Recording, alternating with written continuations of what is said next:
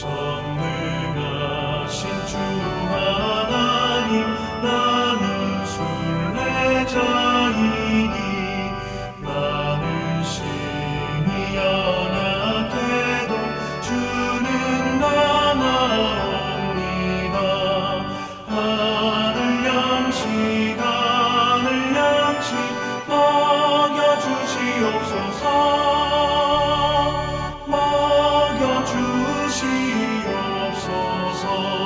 수정 같은 생명수를 마시도록 하시며 불과 구름 기둥으로 나를 인도하소서. 나의 주여 힘과 방패 되소서.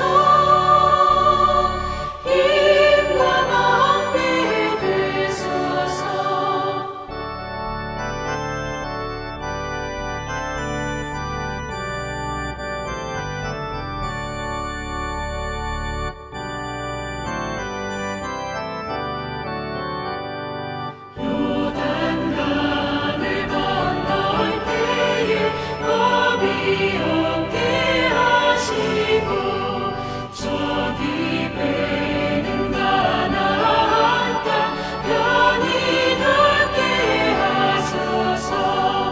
영원토록 주께 찬양하리라. 주께 찬양하리라.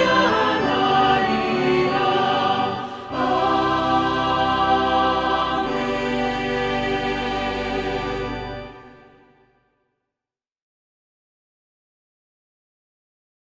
하나님의 은혜와 평강이 오늘도 여러분의 삶의 자리마다 충만히 임하시기를 기원합니다. 기도하겠습니다. 하나님 아버지, 토요일 아침입니다. 말씀을 대합니다. 말씀하여 주시고 깨닫게 하시고 우리 마음판에 새겨주옵소서. 말씀 붙들고 살고자 결심합니다. 우리 결심이 약해지지 않도록, 잊혀지지 않도록 그리 도와주시고 오늘 한 주를 돌아보며 새로운 한 주를 또한 준비하는 복된 날 되게 하옵소서. 예수님의 이름으로 기도합니다. 아멘. 오늘 보실 하나님의 말씀은 고린도후서 13장 전체입니다. 1절부터 13절을 같이 읽겠습니다. 내가 이제 세 번째 너에게 가리니 두세 증인의 입으로 말마다 확정하리라. 내가 이미 말하였거니와 지금 떠나 있으나 두 번째 대면하였을 때와 같이 전에 죄 지은 자들과 그 남은 모든 사람에게 미리 말하노니 내가 다시 가면 용서하지 아니하리라. 이는 그리스도께서 내 안에서 말씀하시는 증거를 너희가 구함이니 그는 너희에게 대하여 약하지 않고 도리어 너희 안에서 강하시니라. 그리스도께서 약하심으로 십자가에 못 박히셨으나 하나님의 능력으로 살아계시니 우리도 그 안에서 약하나 너에게 대하여 하나님의 능력으로 그와 함께 살리라. 너희는 믿음 안에 있는가? 너희 자신을 시험하고 너희 자신을 확증하라. 예수 그리스도께서 너희 안에 계신 줄을 너희가 스스로 알지 못하느냐? 그렇지 않으면 너희는 버림받은 자니라. 우리가 버림받은 자 되지 아니한 것을 너희가 알기를 내가 바라고 우리가 하나님께서 너희로 악을 조금도 행하지 않게 하시기를 구하노니 이는 우리가 옳은 자임을 나타내고자 함이 아니라 오직 우리는 버림받은 자 같을지라도 너희는 선을 행하게 하고자 함이라. 우리는 진리를 거슬러 아무것도 할 수 없고 오직 진리를 위할 뿐이니 우리가 약할 때에 너희가 강한 것을 기뻐하고 또 이것을 위하여 구하니 곧 너희가 온전하게 되는 것이라. 그러므로 내가 떠나 있을 때 이렇게 쓰는 것은 대면할 때에 주께서 너희를 넘어뜨리려 하지 않고 세우려 하여 내게 주신 그 권한을 따라 엄하지 않게 하려 함이라. 마지막으로 말하노니 형제들아 기뻐하라. 온전하게 되며 위로를 받으며 마음을 같이하며 평안할지어다. 또 사랑과 평강의 하나님이 너희와 함께 계시리라. 거룩하게 입맞춤으로 서로 문안하라. 모든 성도가 너희에게 문안하느니라. 주 예수 그리스도의 은혜와 하나님의 사랑과 성령의 통하심이 너희 무리와 함께 있을지어다. 아멘. 오늘 본문은 지금까지 살폈던 고린도서의 마지막 장입니다. 사도 바울은 세 번째 너에게 갈 것, 즉 방문의 계획을 구체적으로 밝히면서 이제 그 방문을 통해서 되어질 일들을 미리 말씀하며 또한 보여주는 것 같은 그런 역할을 고린도후서 13장이 하고 있는 것을 보게 됩니다. 먼저 사도 바울은 가면 두세 증인의 입으로 말마다 확증하겠다라고 말하고 있는데요. 지금까지 교회를 어지럽게 했던 자들, 잘못된 가르침과 온갖 술수로 교회를 혼란스럽게 했던 자들을 용서하지 않겠다 하는 엄중한 경고를 보내고 있는 것입니다.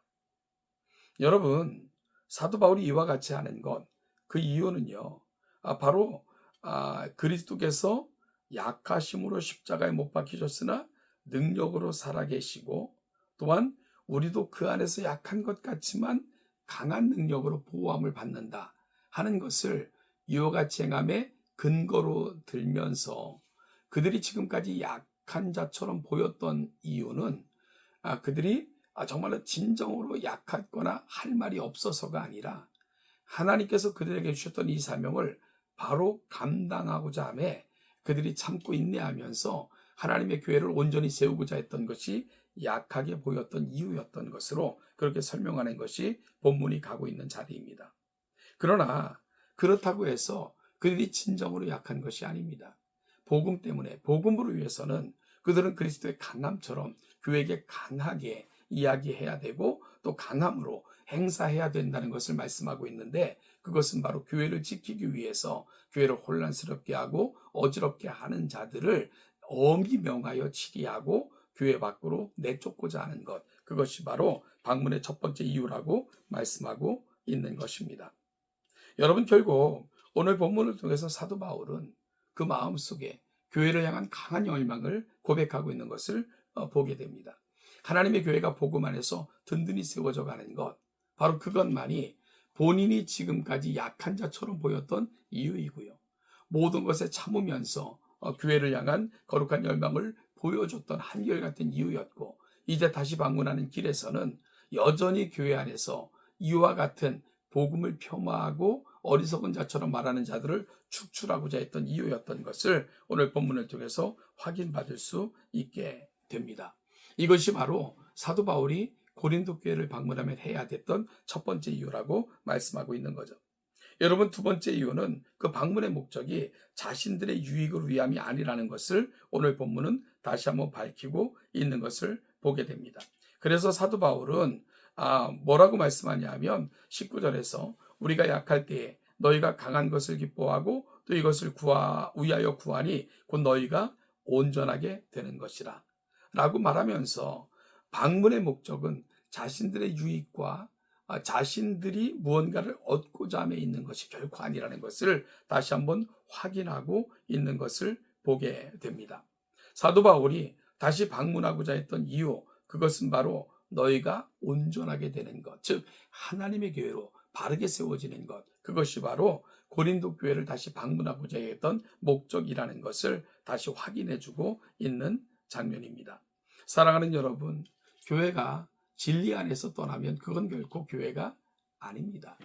진리가 온전하게 활동하지 못하는 교회는 하나님의 교회라 말할 수 없죠. 그런 측면에서 잘못된 가르침, 그리고 복음을 폄하하며 전하는 자들로 말미암아 고린도 교회는 심각한 위험에 처해지게 된 것입니다. 이를 바로잡고자 함입니다. 복음을 복음답게, 그리고 진정한 가치를 드러냄으로 말미암아 하나님의 교회가 온전하게 회복되기를 소망하는 것, 그의 방문의 두 번째 목적으로 가 있는 것, 우리가 발견할 수 있게 되는 거죠. 여러분, 마지막으로 11절 말씀을 보면 사도 바울이 방문을 통해서 함께 가고자 하는 거룩한 열망이 표현되고 있는데요. 마지막으로 말하노니 형제들아 기뻐하라. 온전하게 되며 위로를 받으며 마음을 같이하며 평안할지어다. 또 사랑과 평강의 하나님이 너희와 함께 계시리라. 거룩하게 입맞춤으로 서로 문안하라. 이게 바로 하나님의 교회라는 거죠. 함께 기뻐하는 것, 함께 온전함에 이르는 것, 함께 위로를 받는 것, 마음을 같이하여 서로 평안을 경험하는 것, 사랑과 평강의 하나님이 그들 가운데 거하시며 영광을 받으시고 거룩한 입맞춤으로 서로 문안하는 가운데 이 은혜를 향유하는 것, 이것이 바로 교회가 가야 될 방향이라고 최종적으로 사도 바울은 밝히고 있습니다. 사랑하는 성도 여러분, 그러므로 말미암아 그들 안에 진정한 기쁨이 회복되는 것, 그로 말미암아 온전하게 되며 그들의 마음이 하나님의 위로로 충만케 되는 것, 그리고 또한 그 평안이 넘쳐나는 것, 바로 이를 위해서 사도 바울이 교회를 방문하고자 하는 목적이고, 이것이 꿈꾸는 교회의 모습이라고 사도 바울은 밝히고 있는 것, 11절 말씀이 가고 있는 자리입니다. 이와 같은 사실을 밝히면서 사도 바울은 주 예수 그리스도의 은혜와 하나님의 사랑과 성령의 교통하심이 너희 무리와 함께 있을지어다. 지금도 공적인 예배에서 축도의 문구로 사용되는 이 말로써 그의 모든 서신을 마무리하고 있는 것, 오늘 본문이 가고 있는 자리입니다. 사랑하는 여러분, 이 장을 통해서 우리는 장차 우리가 하나님 앞에 설 때에 어떤 모습으로 서게 될 것인가에 대한 소망을 다시 한번 확인받게 하는 것이 본문이 가고 있는 자리라는 생각을 하게 됩니다. 여러분, 사도 바울이 고린도 교회를 방문할 때에 어떤 사람들에게는 탄식과 또한 슬픔의 시간이 될 것입니다. 교회를 어지럽게 하고 복음을 훼손했던 자들에게는 엄중한 경고와 심판이 내려지는 그런 시간이었을 것이기 때문입니다. 그럼에도 불구하고 정말로 복음 안에서 약한 것 같지만 그 복음 붙들고 하나님의 교회를 사랑했던 사람들에게는 정말로 큰 기쁨과 감사와 위로와 평강이 넘쳐나는 그런 시간이 되었을 것입니다. 만남의 기쁨이 있고요, 만남의 감격이 있는 그런 시간이 되었을 것입니다. 또한 이 사도 바울의 방문을 통해서 사랑하는 교회는 든든하게 세워지는 그런 계기를 마련할 수 있었을 것입니다. 여러분, 우리가 주님 앞에 설 때에 우리의 모습도 그렇지 않겠습니까? 누구에게는 경고와 탄식의 날이 될 것이고, 누구에게는 기쁨과 감사와 위로와 평강이 넘쳐나는 그런 시간이 될 것이고, 누군가는 약하게 산 것 같지만 그리스도 안에서 진정 강한 자가 누구였는가를 확인받는 그런 시간이 되지 않겠습니까?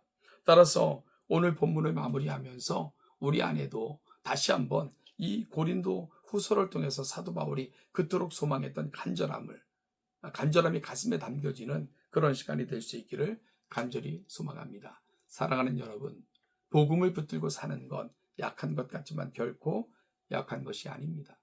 가장 강하신 그 하나님께서 보호하셔서 영원에 이르게 하시는 것, 바로 복음을 붙들고 살아가는 삶인 것을 다시 한번 기억하는 저와 여러분들이 될 수 있기를 간절히 소망합니다.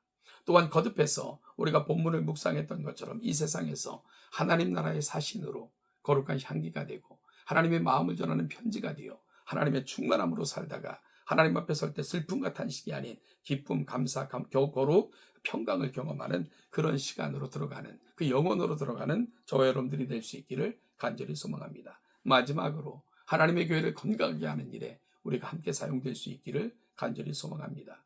사도 바울은 오직 그의 마음속에 담겨진 것, 복음과 교회였습니다. 복음이 복음답게 그로 말미암아 교회가 건강하게 성장하는 것, 그것이 유일한 사도 바울의 소망이었습니다. 우리 안에도 이 소망이 밝혀 선명하게 드러나서 하나님의 복음을 사랑하고 복음을 복음답게 교회 속에 간직하는 일에 우리가 헌신되기를 소망하고, 그러므로 말미암아 하나님의 교회가 든든하게 세워지는 일에 우리가 함께 하나님 앞에서 귀한 동역자들로 세워지는, 하나님 나라의 귀한 일꾼들로 세워지는 우리 동천교회가 될 수 있기를 주님의 이름으로 축복합니다.